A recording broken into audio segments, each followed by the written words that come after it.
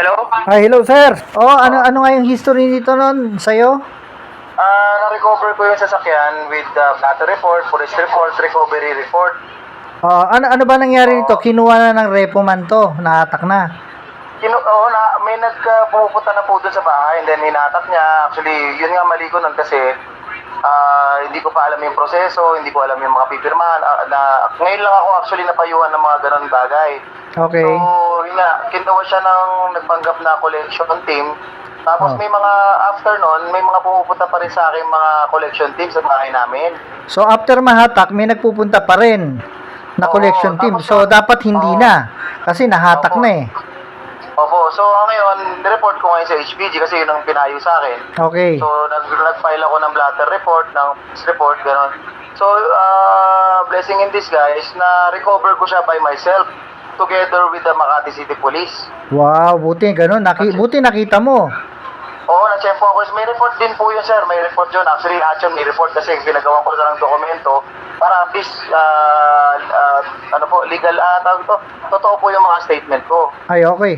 Saan mo nahatak yan? Doon sa repo man na o sa ibang tao na? Sa Chinese ko nga po nakuha, sir. Oo, naku, ano ibig sabihin? Binenta ng repo man na yan sa Chinese.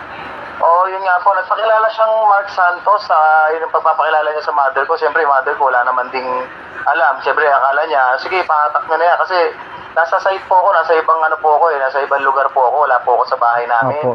Saan kinuha? Sa bahay mo? Opo. Pero sabi ko, ayoko ng problema, sir. Sabi ko, pinagkalooban na ako ng Diyos na ma-recover ko siya ng, pero mo blessing in disguise, sir, nadaanan ko lang din, tapos iba yung may dala. Buti naman, ganun, no? Kinausap mo yung may dala. Hindi, sir. Ganito, di ba traffic sa Makati, along Hill po yan. Naghabulan kami doon ng Chinese. Nagtaka yung Chinese, bakit ko siya hinahabol? Okay. Tapos tumawag na ako ng police. So, yung incident na yun, may na-report ko yun. Anong sabi ng Chinese? Paano daw napunta sa kanya yung sasakyan? Binenta daw sa kanya ng Pilipino. So, syempre, hindi niya na mabanggit kung sino yung Pilipino. Alam mo naman yung mga Chinese. Nga pala, no, itong pinag-usapan natin, nire-record ko. May mga ibang usapan tayo na pwede kasing mapakinabangan ng viewer. Hindi ko naman babanggitin ang pangalan mo. Tsaka yung details ng sasakyan.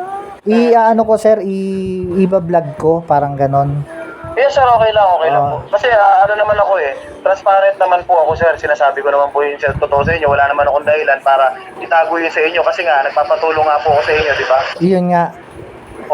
Nag-umpisa na ako magre-record ng ganito kasi para dun sa mga viewer ko kay Repoman, mapatunayan ko na totoo yung mga binablog ko kasi sinasabi ko dun may unauthorized repossessor, hindi nakakarating ng warehouse.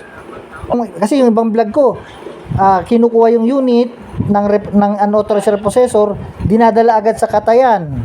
Tapos yung iba binebenta, hindi ko naman na-i-record ng katulad nito. Sir. Napakaswerte ko nga, sir, na-recover ko yung sasakyan. Napakaswerte ko, kaya ngayon ayoko nang magkamali.